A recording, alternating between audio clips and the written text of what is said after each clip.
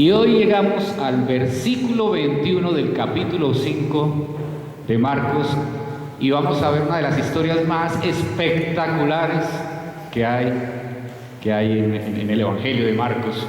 Tal vez hemos tenido unas historias muy especiales las últimas semanas. La tormenta hace 15 días, esa tormenta que vino sobre la barca hace 8 días, llegan a un territorio pagano, llega un endemoniado y todo lo que sucede. Y cuando veíamos que hace 8 días que estaban al otro lado, como Jesús llega hasta el otro lado del lago de Galilea o mar de Galilea, a un territorio pagano, y allí se encuentra con un endemoniado. Y cómo Jesús no espera que esta persona llegue hasta el territorio de él, sino que Jesús busca a las personas que lo necesitan, así como te ha buscado a ti, como me ha buscado a mí, porque esa es la manera que actúa el Señor. Él nos busca a nosotros, Él no espera que nosotros hagamos algo para encontrarlo, porque por más que tratáramos, nos sería imposible.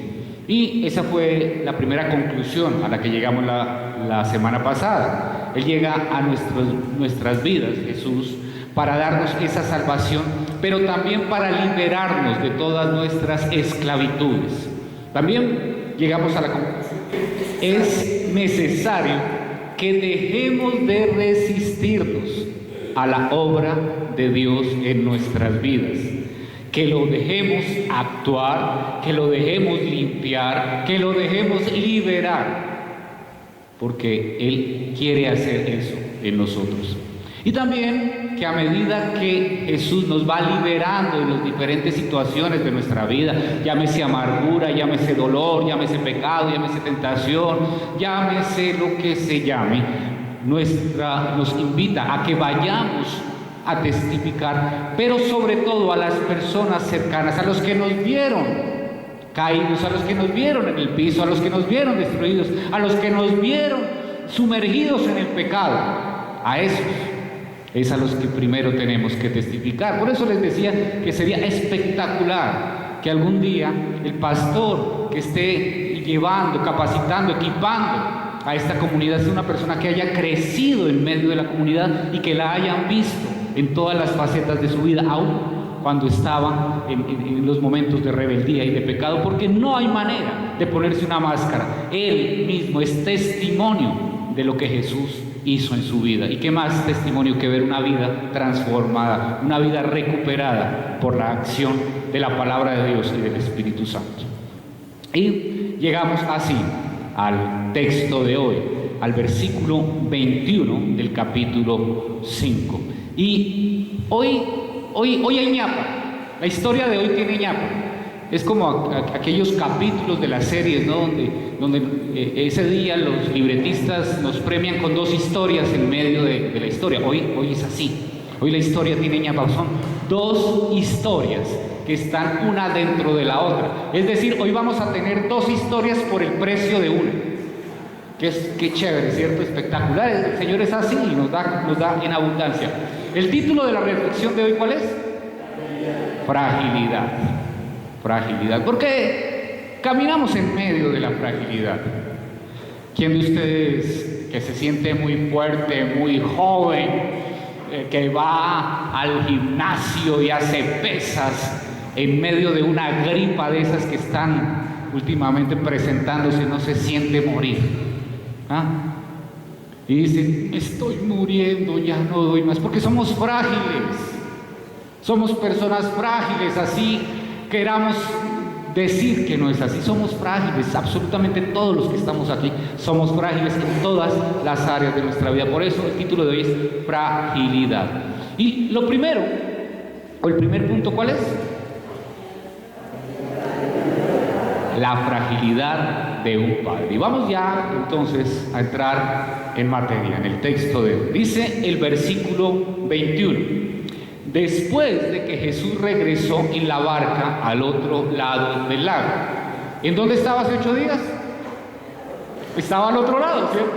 Gracias, exactamente. Estaba por allá en la región de Gadara o Gerasa, en Decápolis, pero ahora vuelve al otro lado. Es decir, si estaba al otro lado, volvió al mismo lado de antes.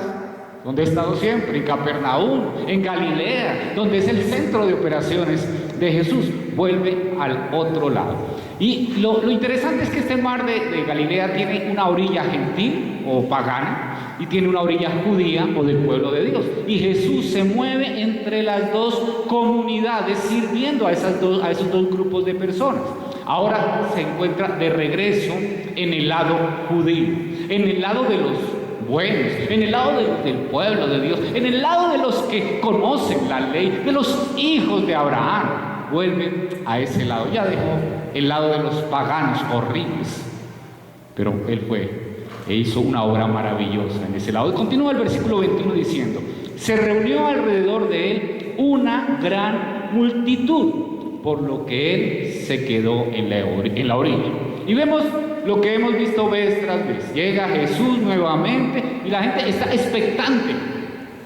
Tienen personas allí diciendo: cuando llegue Jesús nos avisan para llegar a escucharlo, para llegar a verlo, para llegar a observar esos milagros que hace Jesús. Y inmediatamente llega, dice, una gran multitud se reúne alrededor de él. No había WhatsApp, no había celular, pero sin embargo no acababa de llegar Jesús y llegó la cantidad de personas. A veces el chisme es más rápido que cualquier tecnología. Llegan ellos allí y rodean a Jesús. Y estaba allí la gran multitud allí. Dice el versículo 22: llegó entonces uno de los jefes de la sinagoga llamado Jairo. Jairo era una de esas personas que estaba esperando ansiosamente el regreso de Jesús. Él estaba muy angustiado. Era un hombre que estaba terriblemente necesitado de la presencia de Jesús nuevamente allí. Pero vemos que Jairo tenía un oficio. ¿Cuál era el oficio de Jairo? Jefe de la sinagoga. El hombre era una persona importante, era un personaje en la comunidad. No era cualquiera, era una persona que realmente merecía respeto. Era de los que se encontraban con él y le decían: ¿usted no sabe quién soy yo? Ese era Jairo, una persona importante en la comunidad. Pero lo interesante es que Jesús llega nuevamente a esta zona de Capernaum. Y recuerden la última vez que Jesús estuvo en una sinagoga, ¿qué sucedió?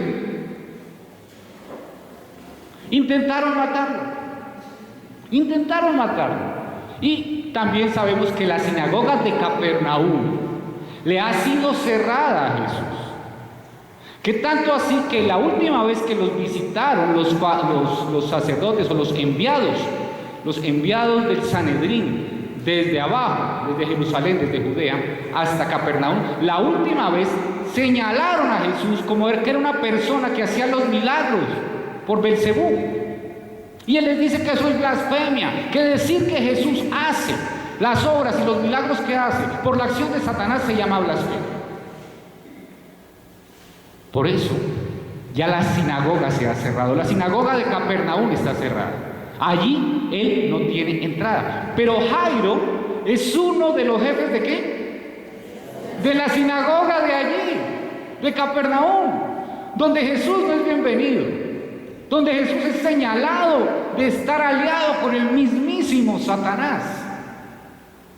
Y está allí este hombre, Jairo, el importante, el jefe de la sinagoga, el encargado de los servicios de la sinagoga, el que dice quién predica, el que hace el orden, el que está encargado de abrir y cerrar la sinagoga, de organizar absolutamente todo esto, está allí.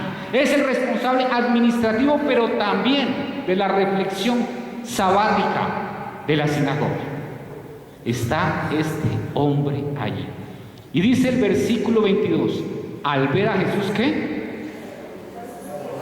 Se arrojó a sus pies. Se arroja a sus pies.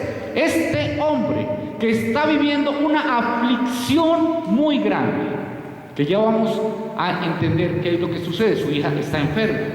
Este hombre que está viviendo esa aflicción se da cuenta cuán frágil es. Se da cuenta que puede ser muy importante, Se da cuenta que donde él va todos le rinden pleitesía porque es jefe de la sinagoga. Se da cuenta que este hombre es invitado a los mejores banquetes y lo que él dice se hace porque es una gran autoridad. Sin embargo, este hombre es frágil. Este hombre está en este momento adolorido hasta lo más profundo de su corazón, y cualquiera que de los que estamos acá que somos padres o madres sabemos lo que es ese dolor. Sabemos lo que es esa angustia cuando un hijo, una hija está enfermo y sentimos la fragilidad porque sentimos la impotencia de ser simples seres humanos. Y ese hombre que está allí en medio de su sitio de trabajo, ve a su hija enferma y ha visto, porque él ha estado en la sinagoga y ha presenciado los milagros de Jesús, y de alguna manera piensa: Jesús es el único que puede ayudarme en esta situación, y sabe que no está bien, que sus amigos no van a aprobar que él vaya a donde Jesús, sabe que lo van a señalar, sabe que está traicionando su gremio. Pero su hija está enferma, ha agotado todos los recursos y se siente absolutamente frágil en medio de esta situación. ¿Qué hacer? ¿Sigo los lineamientos de los fariseos, de los saduceos, de los sacerdotes, de los escribas, del Sanedrín? ¿O acudo a Jesús, que es el único que puede hacer algo en medio de esta situación? Y se olvida de sus prejuicios. Y tal vez tuvo que pensarlo mucho porque uno le decía: no, Jesús es un hereje peligroso. Pero él repasaba lo que decía Jesús en su cabeza y decía: no, no es un hereje peligroso. Él viene de parte de Dios. Él entiende lo que hizo Nicodemo cuando fue a buscar a Jesús en la noche diciéndole: estoy aquí a escondidas, que ninguno de los demás fariseos se entere, pero reconocemos que tú vienes de parte de Dios, porque nadie que no venga de parte de Dios puede hacer las señales que tú haces. Él está en la misma situación. Por un lado, sus amigos religiosos; por el otro lado, la verdad en Jesús. Solo Jesús basta, como cantábamos hace un rato. Solo Él basta. Se olvida de sus prejuicios, se olvida de su dignidad, de que Él es el jefe de la sinagoga, y viene y se postra, se tira al piso delante de Jesús. El jefe de la sinagoga postrado a los pies de un carpintero, hereje además. Eso decían los demás religiosos de la época. Y aunque no lo dice el texto, podemos estar seguros que este hombre inmediatamente se quedó sin amigos. Porque este hombre aprobó a Jesús después de que todos los religiosos lo habían desaprobado.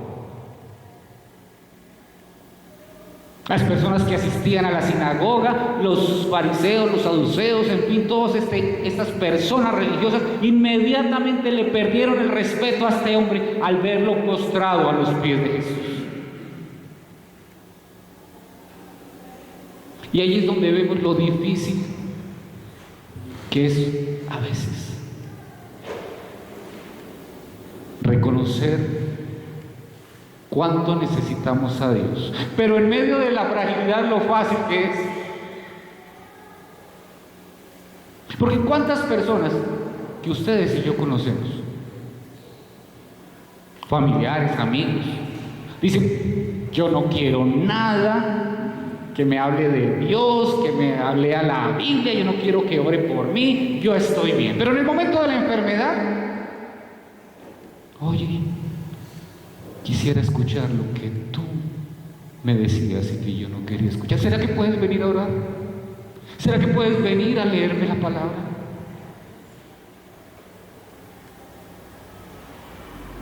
Por eso a veces necesitamos esos momentos de fragilidad para reconocer cuán necesitados estamos de Dios. Dice el versículo 23, suplicándole con insistencia. Jairo, el importante Jairo, que estaba acostumbrado que otros le suplicaran a él favores, pero está allí a los pies de Jesús, suplicándole con insistencia. Yo no sé si para ti sea sorprendente ver a un hombre importante a los pies de Jesús, pero los que sabemos lo que es la fragilidad humana, los que sabemos lo poco que somos, no nos sorprende lo más mínimo, porque hemos estado allá de rodillas, con lágrimas en nuestros ojos, postrados, suplicándole al Señor. Y se nos olvida lo importantes o consentidos o reconocidos que seamos. Allá estamos.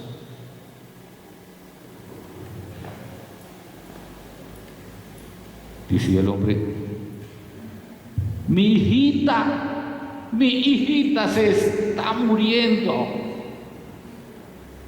Ven y pon tus manos sobre ella para que se sane y viva. Qué tragedia. Más adelante vamos a saber que esta niña tiene 12 años. Apenas 12 años. ¿Qué ha podido vivir una niña de 12 años? Apenas está abriendo sus ojos a la vida. Y aún en una sociedad como la judía, donde una niña se hacía mujer a los 12 años y a partir de ese momento incluso podría llegar a desposarse y casarse, era apenas una niña de 12 años. 12 añitos. Y le dice: por favor, pon tus manos sobre ella. Pon tus manos. Tócala, Jesús. He visto que tú has tocado a otros y se han sanado. Tócala, Jesús.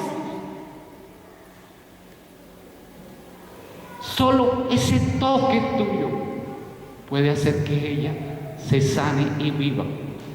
Algunas versiones dicen se sane y se salve. Porque la vida no solamente es unos años más acá, la vida es la vida eterna. Y eso es lo que hace el toque de Jesús. Dice el versículo 24: Jesús se fue con él y lo seguía una gran multitud, la cual lo apretujaba. Ese es el morbo humano, el chisme humano, ¿no? Acaban de ver al jefe de la sinagoga allí, él se va con Jairo y dice: vamos a ver qué va a hacer Jesús. Y todos apretujando para ver qué era lo que iba a hacer Jesús. Querían ser testigos de lo que iba a pasar.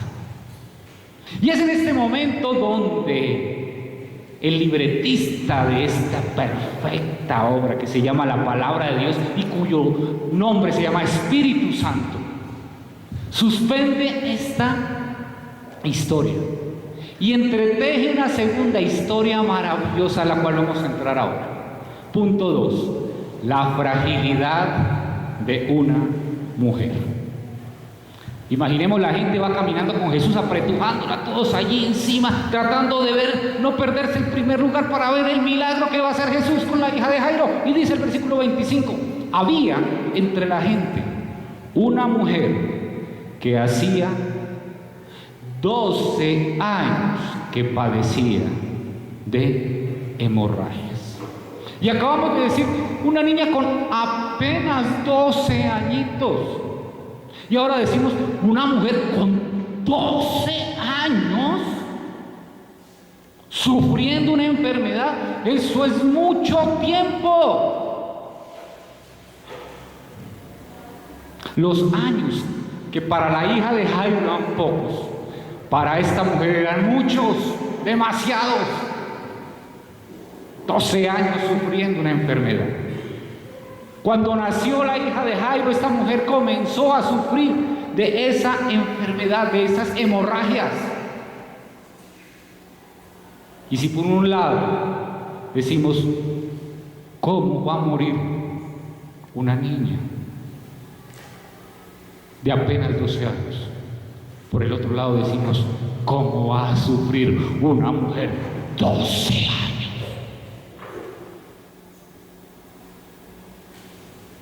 Ese mal que sufría esta mujer no era,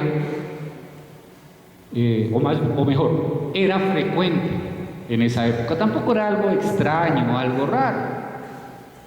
Recordemos que los avances de la medicina, pues, eran pocos para entonces. Tanto así que el Talmud, que recuerden que el Talmud es ese libro que recoge todas las tradiciones orales, religiosas de la época, propone más de 11 curas para la dolencia. Y algunas sencillamente son unos tónicos, pero otras ya rayan en supersticiones, como ir y tomar el huevo de una, no recuerdo qué ave era, y meterlo y ponerlo sobre el vientre. Bueno, ya eran supersticiones. Pero el Talmud habla mucho de esto porque era común este tipo de enfermedades. Pero el problema no era la anemia. Porque nosotros diríamos, uy, una mujer 12 años con hemorragia, qué anemia la de esa mujer, denle a gras. No, el problema no era la anemia. El problema es que según la palabra de Dios, una mujer que estaba en el periodo, que tenía hemorragia, era considerada inmunda ceremonialmente. Esta mujer, las mujeres cuando estaban en su periodo, tenían que mantenerse a raya, porque todo lo que tocaran era inmundo. Las personas que tocaran se consideraban inmundas y tenían que esperar unas horas y tenían que hacer un lavado con agua y algunas ceremonias para volver a recuperar la limpieza. Pero bueno, una mujer normalmente pasaría esa situación algunos días al mes y se supera. Pero esta mujer llevaba 12 años. 12 años inmunda. No podía tener amigos, no podía tener esposo. El esposo seguramente ya le habría dado carta de divorcio porque no podría acercarse a ella, no podría dormir en la misma cama con ella, porque cuando ella se acostaba en la cama quedaba inmunda, y cuando el esposo se acostara en esa misma cama, él quedaba inmundo, y era un círculo vicioso. Si ella se sentaba en una silla, la silla quedaba inmunda, y si alguien tocaba la silla quedaba inmunda. Nadie se podía acercar a ella. Era una mujer rechazada, era una mujer que era menos que cero en la sociedad. Y mientras van camino a casa de Jairo, en medio de la fragilidad de Jairo aparece otra mujer, o una mujer, también con su propia fragilidad. La fragilidad de Jairo es el dolor por su hija, pero la fragilidad de esta mujer es una enfermedad. Una enfermedad que no ha tenido remedio, porque dice el versículo 26, había sufrido mucho a manos de varios médicos y se había gastado todo lo que tenía sin que le hubiera servido de nada, pues en vez de mejorar, iba de mal en peor.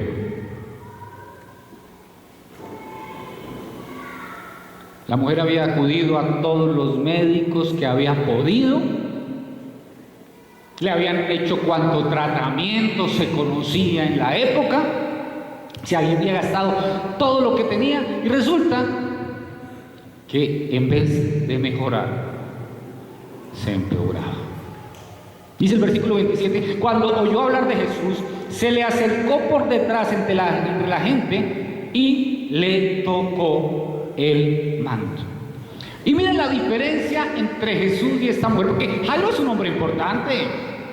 Jairo llega de frente, Jairo llega hablando duro, se tira al piso y dice: Señor, por favor, te suplico, mi hija está enferma, y lo dice a viva voz porque él tiene dignidad y puede hablarlo. Está postrado y está en una situación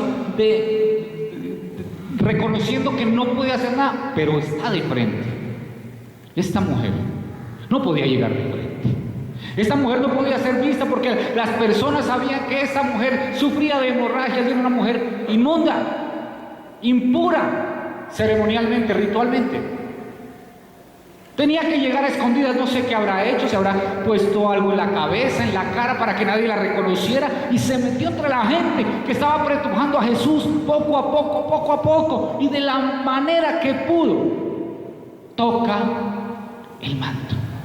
Y tenía que hacerlo en secreto, porque si alguna de las personas que estaba allí la hubiera visto, la hubiera reconocido, inmediatamente la habrían podido maltratar por estar tocando y dejando impuros a todos los que tocaban.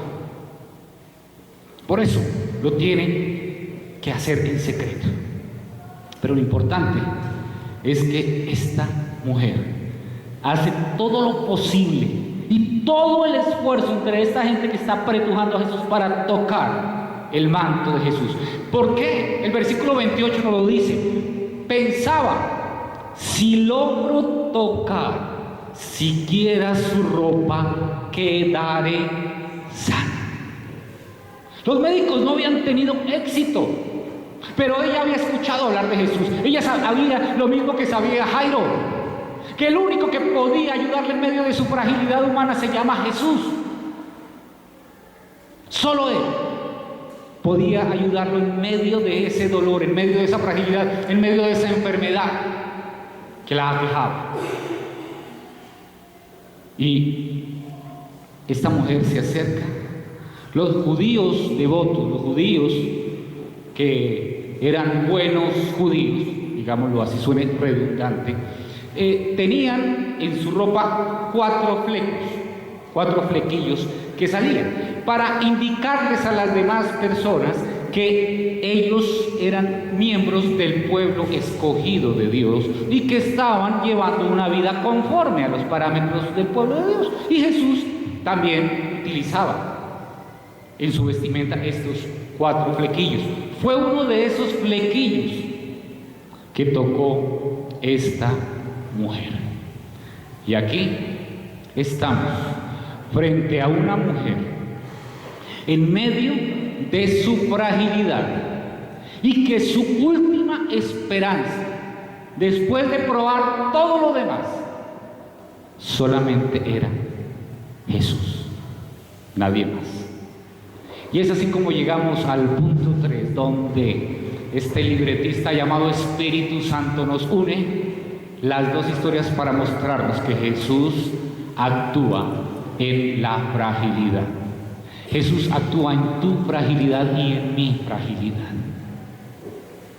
Ninguna persona, nadie debería acudir a Jesús porque el dolor lo obliga, porque las circunstancias apremiantes lo llevan allá. Deberíamos acudir a Jesús sencillamente porque el amor de Él es tan grande que nos atrae.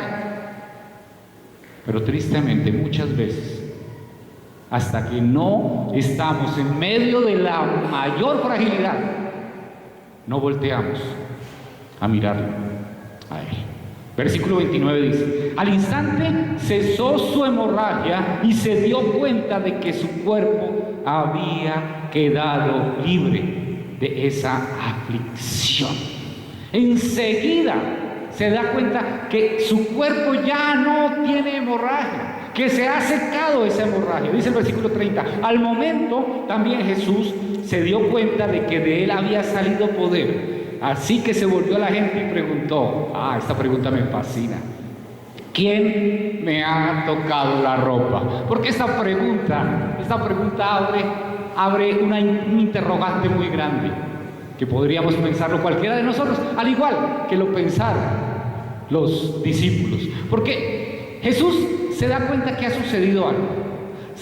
De él salió poder. Alguien lo tocó y salió poder de él. Pero ¿cuál fue la diferencia entre esta mujer que tocó a Jesús y toda esa cantidad de gente que estaba apretujando y tocando a Jesús?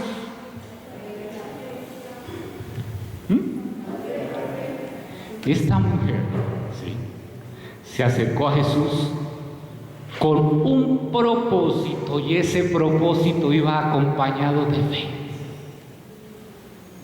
Esta mujer no se acercó a él porque es popular Jesús, porque hace milagros Jesús, porque Jesús habla bonito. No, esta mujer tiene algo en ella que no tienen todos los demás. La diferencia está en la actitud y en la fe de esta mujer frente a las multitudes o a la cantidad de personas que lo están apretujando. Por eso Jesús hace esa pregunta para que esta mujer confiese, para que ella muestre lo que hay en ella, lo que hay en su corazón. Dice el versículo 31, y esto me encanta de los discípulos: ¿ves que te apretuja la gente? ¿No ves qué cantidad de personas hay allí apretujándote? No podemos ni siquiera caminar, Jesús. Vamos para la casa de Jairo y ni siquiera nos dejan caminar en paz. Dice a continuación: le contestaron sus discípulos, y aún así preguntas, ¿quién me ha tocado? Y es importante notar esto en medio de esta cantidad de personas. Y es importante entender esto en medio de la cantidad de personas que cada domingo llegan a lugares como este a escuchar la palabra de Dios. Hay una gran diferencia entre las personas. Los discípulos de Jesús no conocían la diferencia entre apretar a Jesús y tocar a Jesús con fe. Y hay una gran diferencia. Hay mucho que estos discípulos todavía necesitan aprender, pero en este momento los discípulos no habían entendido la diferencia entre seguir a Jesús con los pies y seguir a Jesús con la confianza puesta en Él. Y es una gran diferencia. Tú puedes seguir a Jesús con tus pies. Cada domingo te pones tus pies y te acercas a un lugar como este y escuchas la palabra. Y sigues tu vida como si nada. Te pones tus pies y te acercas y haces tu devocional y sigues tu vida como si nada. Te pones tus pies y llegas a un grupo en casa y sigues tu vida como si nada. Ahí lo estás siguiendo con tus pies. Ahí estás apretujando a Jesús. Pero esta mujer tiene un propósito completamente diferente. Ella era movida por su profunda sensación de necesidad, con un corazón lleno de fe y esperanza en Jesús. Y eso es un gran contraste. Muchos acuden a ver lo que se ve con los ojos. Se ponen sus pies y se ponen sus ojos. Y con sus pies se acercan a un sitio y con sus ojos ven. Pero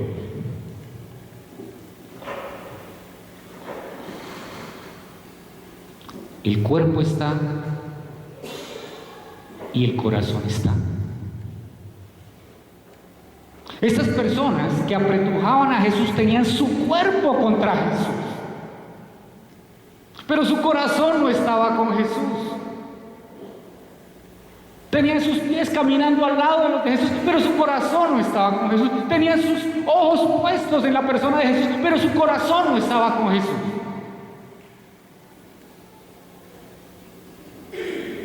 ¿Qué contraste?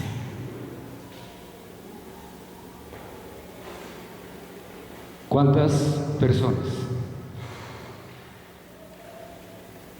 escuchan la palabra de Dios, les parece tan bonita,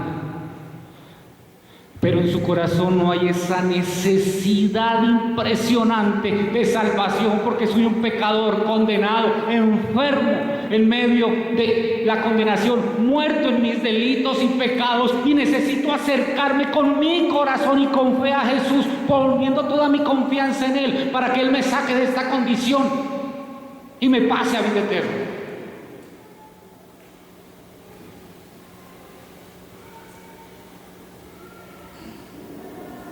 Millones de personas escuchan la palabra del Señor sin entender la necesidad de salvación, porque están muertos en sus delitos y pecados y son enfermos por el pecado y necesitan del médico que puede darles vida eterna.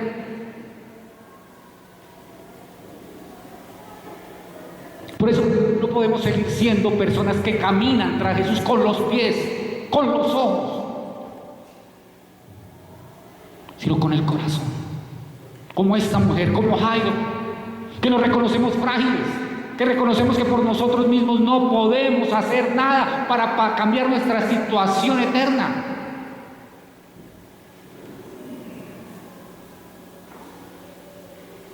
Dice el versículo 32, pero Jesús seguía mirando a su alrededor para ver quién lo había hecho.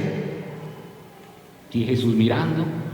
Pero la mirada de Jesús no es una mirada de señalamiento, como ¿quién me tocó? ¿Quién me tocó? No, es esa mirada de amor, esa mirada de ternura. ¿Quién con fragilidad me tocó? Esa mirada profunda de amor que solo proviene de Jesús. ¿Quién es amor? La mujer, sabiendo lo que le había sucedido, se acercó temblando de miedo y arrojándose a sus pies le confesó toda la verdad. Y esa mujer, que en un principio intentó esconderse tal vez para no tener que reconocer delante de la gente lo que había hecho, está allí temblando. Tal vez esta mujer alcanzó a tener algo de vergüenza. Yo soy la que lleva 12 años impura, la que por 12 años fui rechazada y todo lo que tocaba quedaba impuro. Pero ella no tenía por qué avergonzarse, porque el Señor había hecho la obra en ella. De la misma manera que nosotros no tenemos por qué avergonzarnos de lo que sucedió en nuestras vidas, sino darle la gloria a Dios, porque Él nos sacó de una situación de inmundicia, de impureza, de muerte, de enfermedad, y nos dio nueva vida. Somos nuevas criaturas en Él.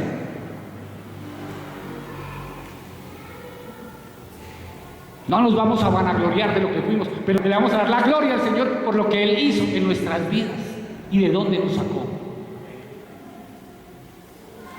Y decir, allá estuve yo, pero el Señor me sacó. Por eso esta mujer se postra delante del Señor y habla y cuenta y dice toda la verdad. Dice el versículo 34, perdón.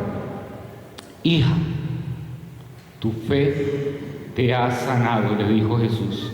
Vete en paz y queda sana de tu aflicción. Y miren qué precioso es. Esta mujer que había sido rechazada, que había sido sacada fuera de la sociedad, que nadie hablaba con ella, Jesús le dice, hija, hija. Ese cariño, esa aceptación que solamente se tiene por una hija, ese cariño y esa aceptación que era la misma que tenía Jairo por su hija.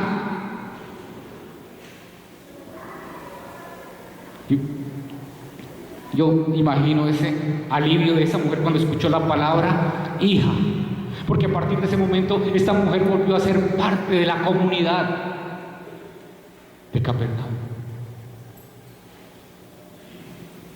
Pero mientras esta hija sentía profundo alivio por la necesidad, por haber sido aliviada de su necesidad, hay otra hija que está enferma esperando y que se está muriendo.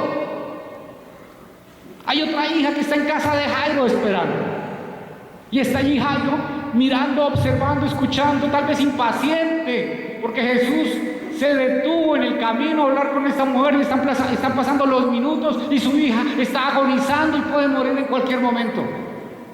Y Jesús lo observa impaciente, tal vez diciendo: bueno, Señor, por favor, no te demores tanto con esta mujer. Y no sé qué había en el corazón de Jairo, pero posiblemente alguien podría decir: Señor, por favor, si esta es una mujer pobre, inmunda, mi hija es la hija del jefe de la sinagoga, por favor, tú no sabes quién soy yo. No, Jairo ya había demostrado que su corazón estaba postrado delante del Señor. Pero sí, Jairo podía estar diciendo: Señor, ya la sanaste, no es necesario que ya te cuente toda la historia. Después se encuentran en una cafetería, que te cuento, por ahora vámonos rápido para mi casa, que mi hija está agonizando. Apresurémonos, Jesús, por favor. Mi hija también es importante. El Señor tiene control de todo y cada tiempo para cada persona es perfecto. Y aquí, tal vez a propósito, hizo esperar a Jairo. No sabemos, no lo dice el texto. Pero ¿por qué Jesús no se apresuró más? Hay un propósito en todo lo que hace Jesús. Dice el versículo 33, y yo creo que esto que dice el versículo 33 es parte del propósito que tenía Jesús para la vida de Jairo. Todavía estaba hablando Jesús. ¿Con quién estaba hablando Jesús? 35, gracias. Todavía estaba hablando Jesús. ¿Con quién estaba hablando? Con la mujer, ¿cierto? Ahí charlando. ¿Y qué fue lo que pasó? ¿Y cuántos años llevabas enferma? Todo eso. ¿Y cómo te habías sentido, hija? Pero hija, tu fe te ha sanado. Adelante, levántate, vuelve a tu familia. Todo esto que estaría hablando Jesús. Jairo desesperado. Y llegan los otros. Todavía estaba hablando Jesús cuando llegaron unos hombres de la casa de Jairo, jefe de la sinagoga, para decirle: tu hija ha muerto. ¿Para qué sigues molestando al maestro? Y Marcos no nos describe la reacción de Jairo, no sabemos qué pasó, pero podemos de alguna manera imaginarnos la devastación al saber que su hija yacía muerta. Y si antes se sentía frágil, ahora se sentía doblemente frágil.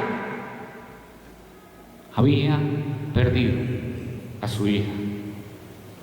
Tal vez Jairo podría haber pensado: bueno, si Jesús no se hubiera demorado tanto con esta mujer, a lo mejor había alcanzado a llegar. ¿Por qué te demoraste tanto, Jesús? ¿Por qué te demoraste? ¿Por qué te demoras tanto, Jesús?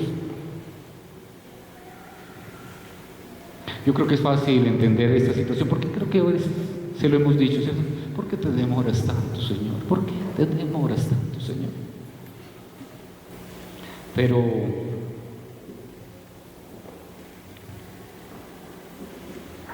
¿qué estaba sucediendo mientras tanto en la casa de Jairo? ¿Qué estaba ocurriendo allí? Vamos a continuar. Sin hacer caso de la noticia, Jesús a veces actúa de maneras tan diferentes a nosotros, ¿cierto? Nosotros hubiéramos abrazado a Jairo, lo lamento mucho. Yo quisiera que no estuvieras viviendo esta situación tan difícil. ¿En qué puedo colaborarte? ¿En qué puedo ayudarte? Si es una persona cercana, pues a mí me duele mucho porque también amaba mucho. No, Jesús no hace caso de la noticia. Y Jesús le dijo a la gente de la sinagoga: no tengas miedo, cree nada más.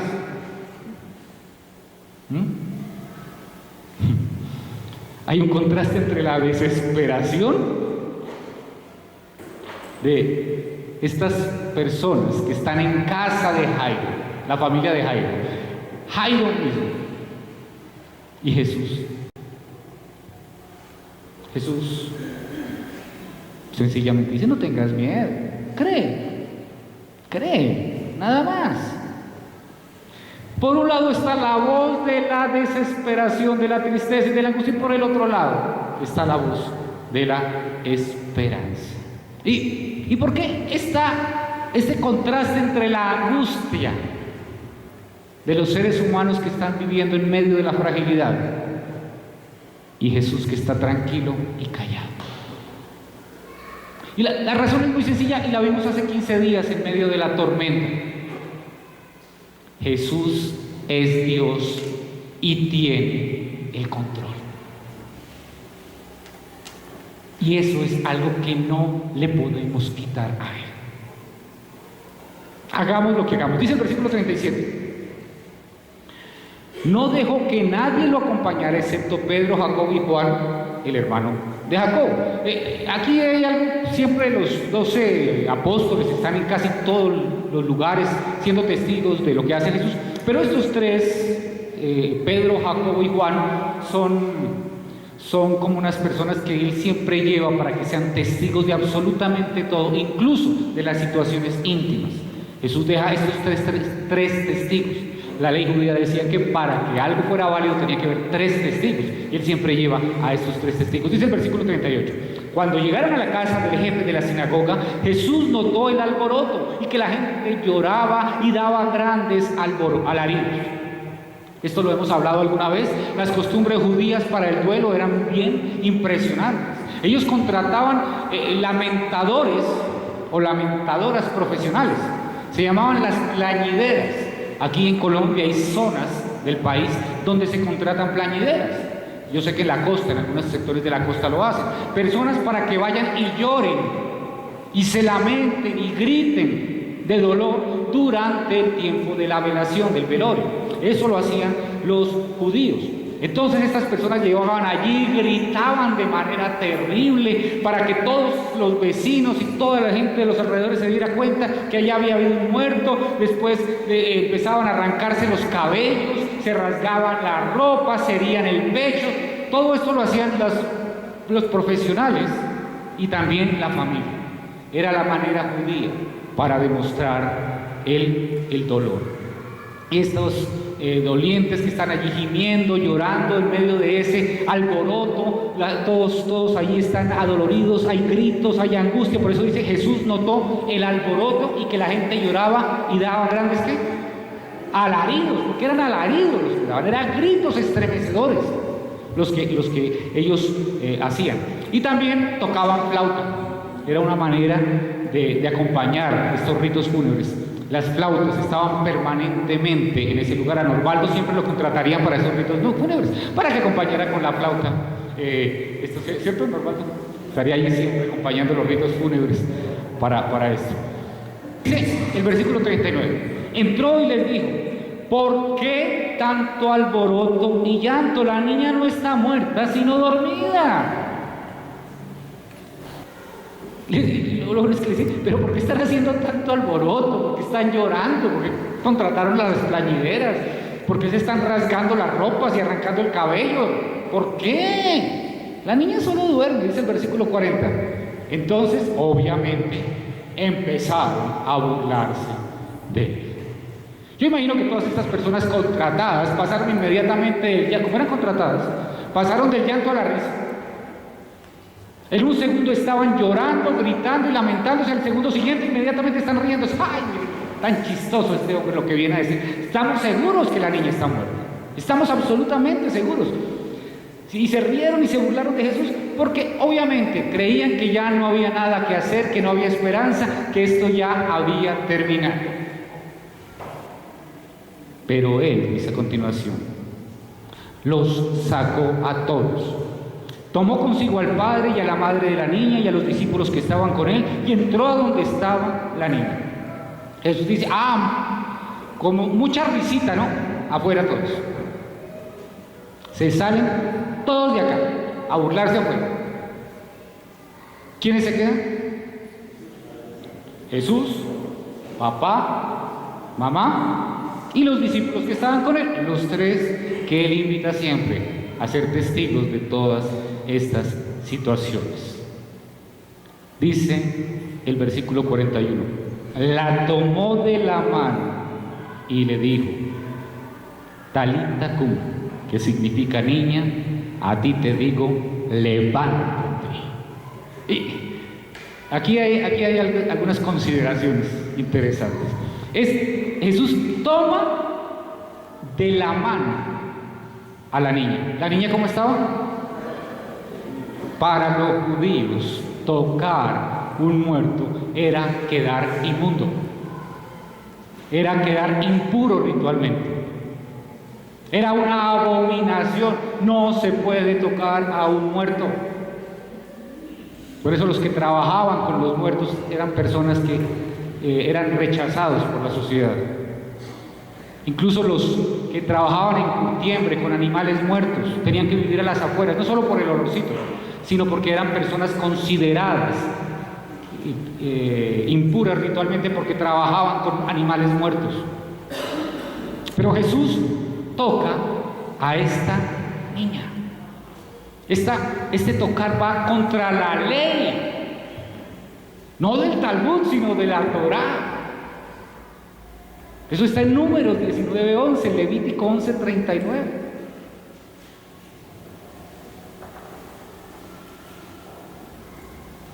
Y Jesús la toca.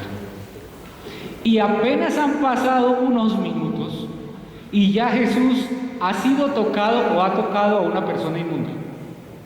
Primero fue tocado por una mujer con hemorragia y ahora toca a una niña muerta.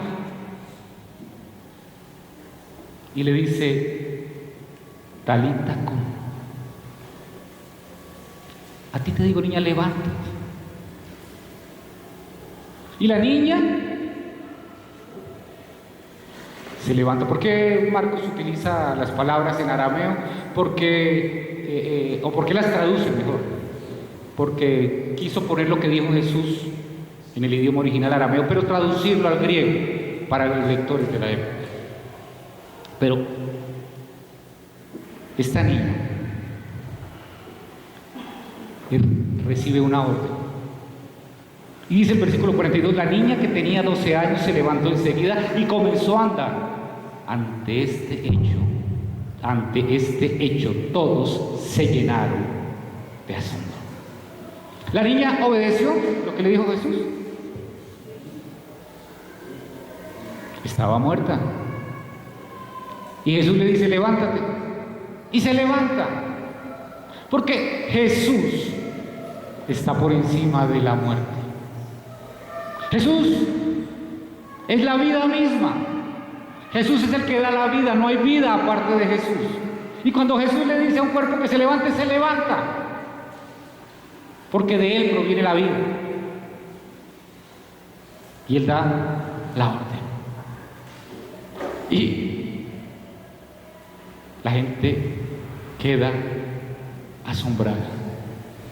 Y aquí hay algo espectacular en estos dos relatos. La mujer impura por su hemorragia no contagia a Jesús de impureza, sino que Jesús la contagia de sanidad. La niña impura porque está muerta no contagia a Jesús por la muerte, sino Jesús la contagia de vida.